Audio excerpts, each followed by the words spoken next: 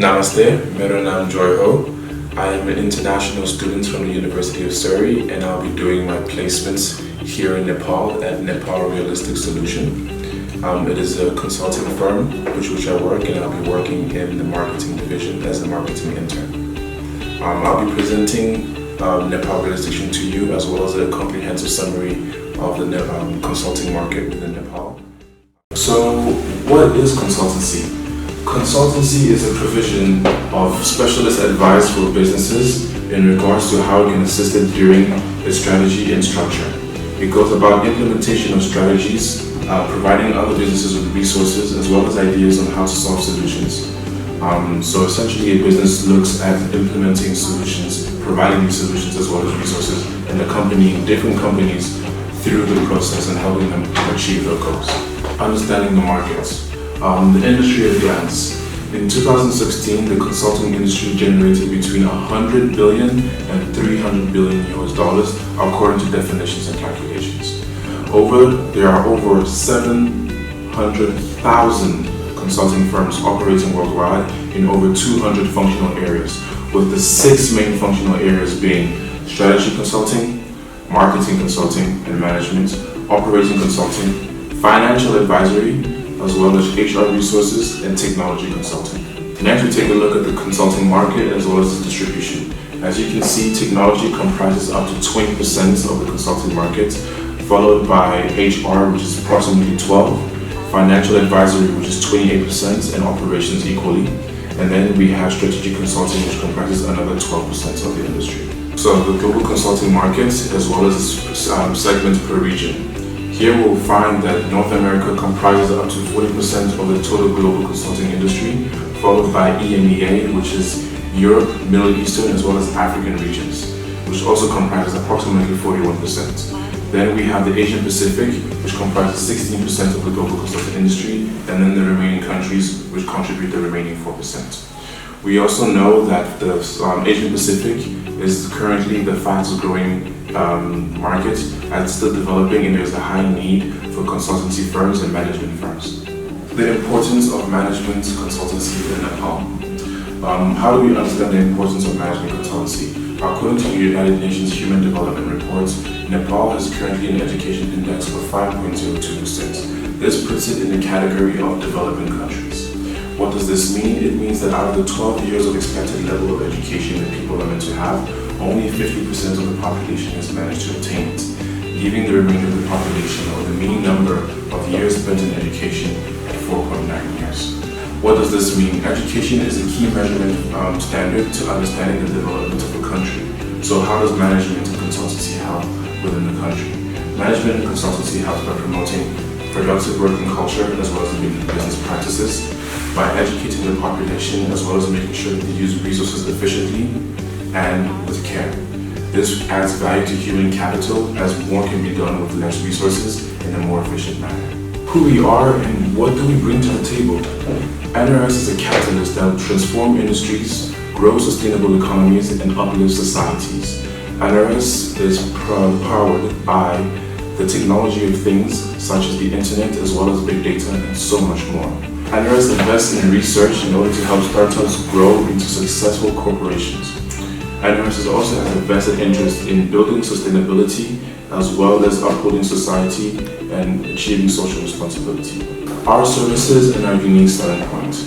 We specialize in human resource planning and consultancy, education and training, as well as consulting and implementation. We also look at research and development, as well as accounting and finance. Other services include management consulting, strategy consulting, boutique consulting management, or boutique consulting services, technical consulting, as well as ISO certification. Our unique selling points are that we are an ISO certified company, as well as lead in global research. We work in local and global markets, and we also treat our clients as our own. We maintain lasting relationships with our clients through sustained relationships and careful customer care, as well as offer our potential clients with a free initial assessment. SWOT analysis. We'll be looking over the strengths, weaknesses, threats, and opportunities of the organization. So, starting with the strengths, We have a team comprised of young and dynamic people with diverse qualifications. We have a strong internship program which helps new interns come and achieve their goals as well as career prospects. And we also have the aforementioned unique selling points. Our weaknesses include some, however, the location of the business, social media content and creation, which may sometimes not always be up to date, content and client consolidation.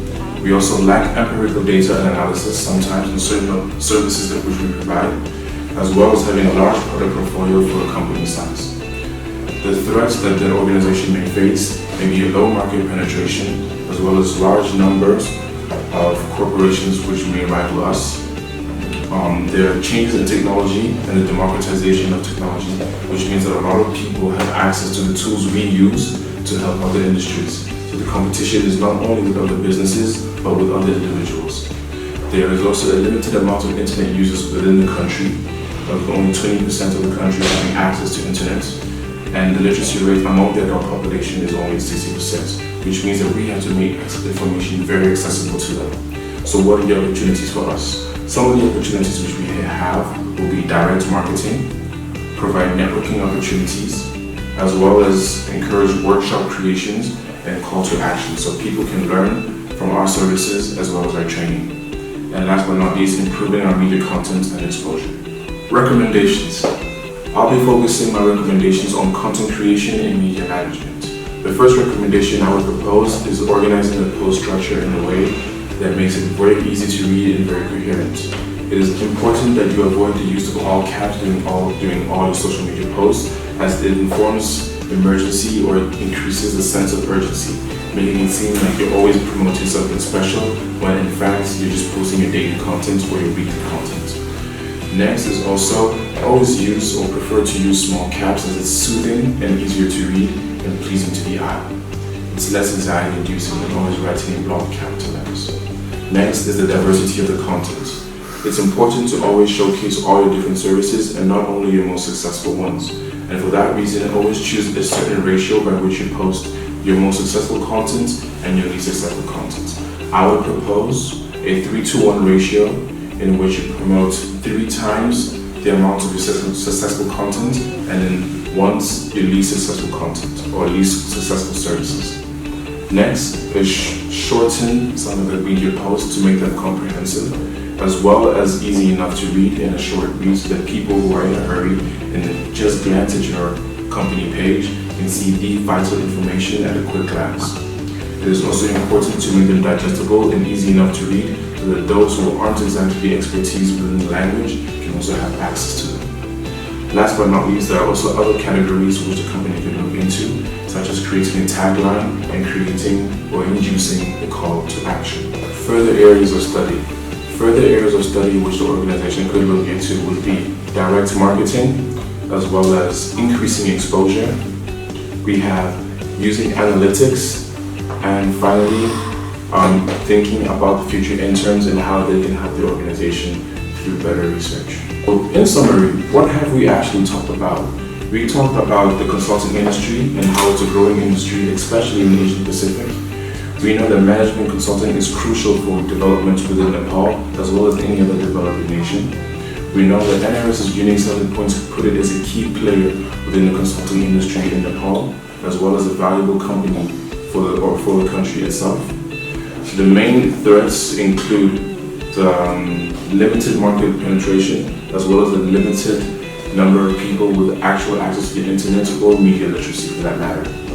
The main opportunities include leveraging education opportunities, as well as informative, digestible content for the social media. Recommendations for improving accessibility of media content for other people who may not always access it, and this includes direct marketing when internet or online marketing fails. And last but not least, the further areas of study mentioned, which include direct marketing, market penetration or exposure, analytics, and investing in the future internet. Thank you very much, and I hope you enjoyed this presentation.